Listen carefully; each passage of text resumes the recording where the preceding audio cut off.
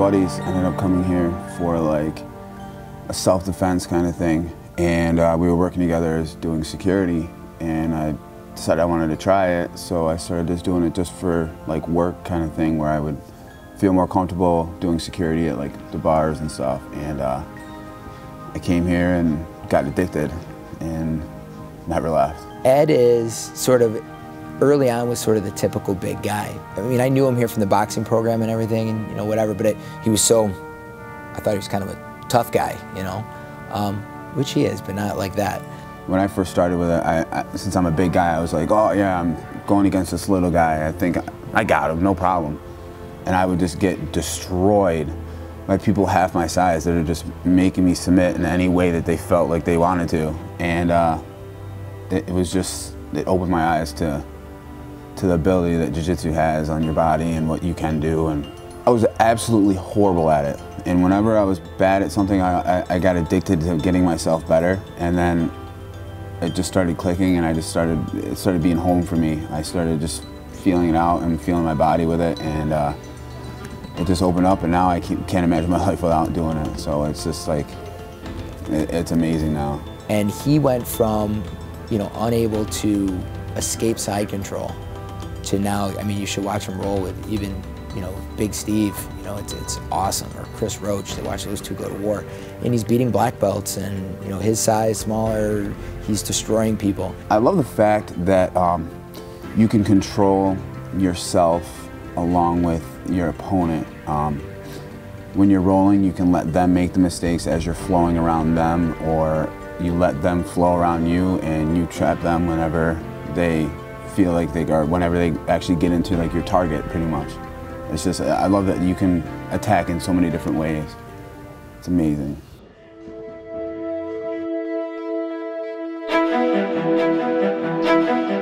And then he came to me one day and he said, you know, I think I want to do MMA. He's kind of done with boxing. And I said, okay. But I'd heard some things about him that, you know, if you pushed him. Range, Ed. You know he's coming at you. Don't give ground, just snap that jab right in his face. Like a lot of big guys, if you push back. Keep your feet under you when you throw that forehead. They kind of fold, they quit, mentally break. Heard that he was kind of a baby, you know. It's just what I heard, you know.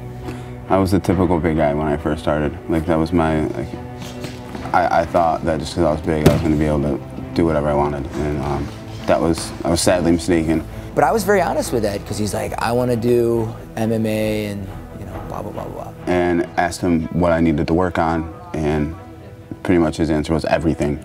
And if I was like, look, you just got to come to class. Nice punch, Ed. That's what I tell everybody, because everybody, oh, I'm going to be a champ, oh, just blah, blah, just come to class. He said, okay. Stay on base, Ed. Get light, hey. So he started coming to class, and then he started talking about, you know, how am I going to get a fight? How do I do this? And I said to him, look, I promise you, I'll train you, I'll get you ready. Off the heels, balls of the feet. We'll do a fight. You just can't ever quit on me. You know, you have to promise me, promise yourself that you'll never quit. Chin down, hands up, just don't quit. Half of MMA is not quitting. I would never give up. I would always give my hardest, and I made that promise. And he was like, no, that, I mean, he got really, and I said, I don't know, it's whatever, you know, I'm going to push you. Ed, check those, man. And it was perfect timing, because I was just starting to teach in Oswego. Ed, keep these guys out of range. So I would go up there with him and get more work with him was the main thing I went for, also to help him and help build that school and relationship with the students and stuff. Flat-footed, a lot of you are flat-footed. So I had him for 3 hours, every Tuesday, Thursday. I said, get that chin down. And he was like sort of this side project of mine. I mean, I gave everybody equal time, but like he was there, and I knew, and then I had him here every Monday, Wednesday, and then we were doing privates, and I started to see this side of him that, you know, he's a hard worker. There it is, there it is. Good, nice. I think sometimes he's here so much, you gotta refocus him, but he's here, and he trains, and his ability to learn jiu-jitsu is pretty sick. His movement, comes very naturally to him, and we're just getting started with him. So, and my favorite part of that whole journey was his, one of his first MMA matches, he got dropped real quick, boom, drop, and kept his composure, subbed the guy. And he's like, told you I wouldn't quit, coach, okay. So then we had that one at the Holiday Inn where he almost died, you know, 3 rounds. We were beating each other up really bad. It was just back and forth, back and forth. And I remember at the end of the second round, I couldn't even make a fist. I was so tired, I couldn't hardly stand up, and I'd get in the corner. And Dennis walks in, and the only thing he says is, "Remember what you told me when you first started?" He had him remind me, and he's like, "You told me you'd never quit." He said, "You better not quit now." And he turned around and walked away, and that's all I needed. And he survived this onslaught from the guy, could barely move, subbed the guy with, I don't know, like a minute to go. The footage, everyone went nuts. You know, they had to IV him, they had to, you know, check him at the and he said, you know, "I told you I'd never quit," you know. I slapped him afterwards, actually. I was so excited.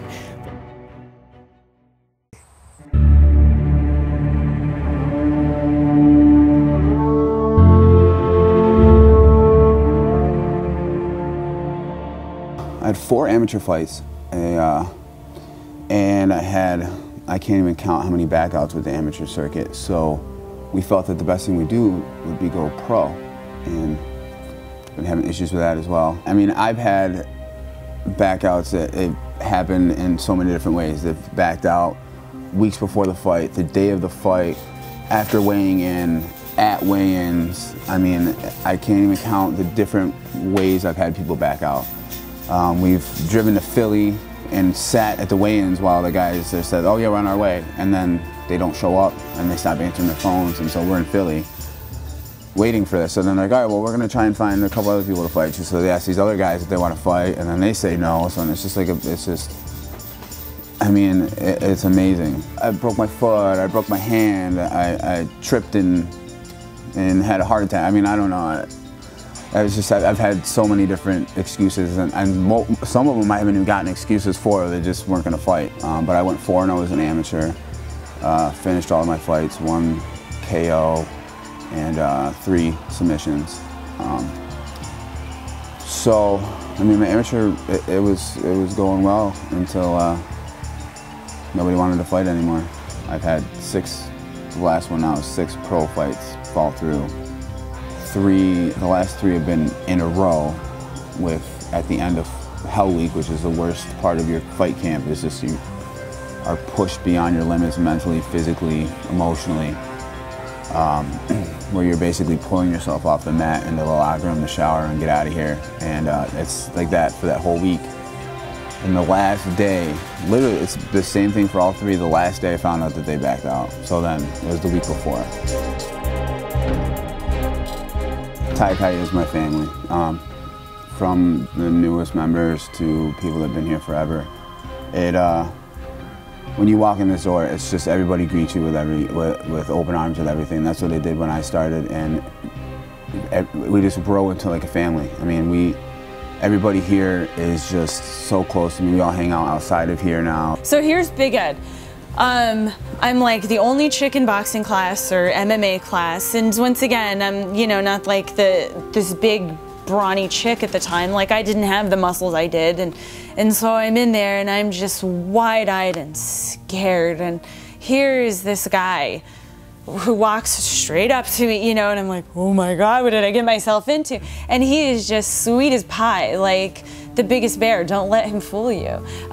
You get him out of the cage or even in training, and he just is so sweet and so nice. Our first one right here is our black belt killer, Mr. Ed. Taai as a whole, it's a family atmosphere. It's anything I need from anybody here, they help me just as I would do anything for anybody here. Well, how many black belts he's beat, or in MMA, how many he's beat?